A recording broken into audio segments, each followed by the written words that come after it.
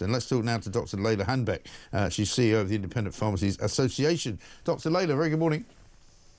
Good morning. Nice to talk to you. What is going on in the pharmacies of this country? Who's stealing and what are they stealing? Well, we see around 1.6 million people walking through pharmacies on a daily basis. And in the vast majority of cases, it's all very fine. Right. But unfortunately, we've seen a rise in shoplifting and theft in pharmacies and also aggressive behaviours, which is really very unfair because our pharmacists are right at the front line, making sure that care is delivered to patients. So this sort of behaviours are absolutely awful. Yeah, it really is. What sorts of things are they stealing? Well, they steal anything. They steal products, they steal medications, and they shout abuse at staff, Right. they throw things.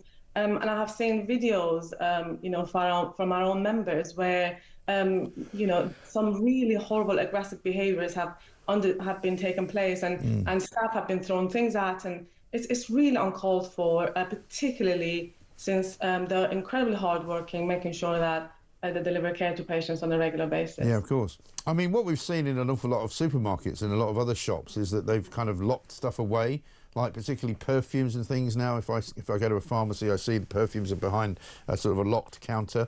I guess you have to do the same with like, prescription type medications. Are you going to find that you're going to have to start doing that with lots of other things as well?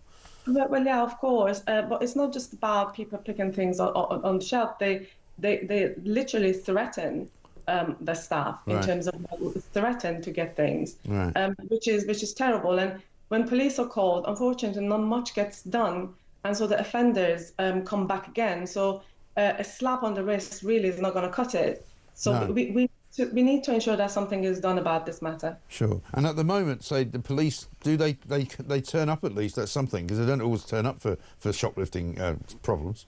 Well, they don't always turn up, but when they turn up, there is a slap on the wrist, and the offender comes back again and does the same thing again. Right. Well, there's got to be some more serious repercussions for doing things like that. And, a lot of pharmacies, they're already on their knees when it comes to financials, and they have to spend a lot of money to make sure that they put CCTVs in place so that they can show the police the evidence, and they've had to, in some cases, put guards in their pharmacies to protect staff. Right. This should not be the case, in a normal environment where pharmacies should be focusing on delivering care to patients. Yeah, of course. And are you able to put a financial figure on how much it's costing the pharmacies?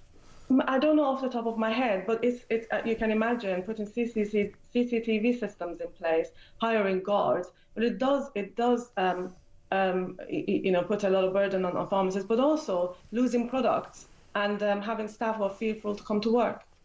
Yeah, it's not good. Good to talk to you. Dr. Leyla Hannbeck, thank you very much indeed for letting us know, CEO of the Independent Pharmacies Association. Loads and loads of money going south with this kind of increase in not just shoplifting, but violent sort of behaviour from people running into shops and ordering people just to hand over stuff because they can, because they don't fear the police. Shocking, really.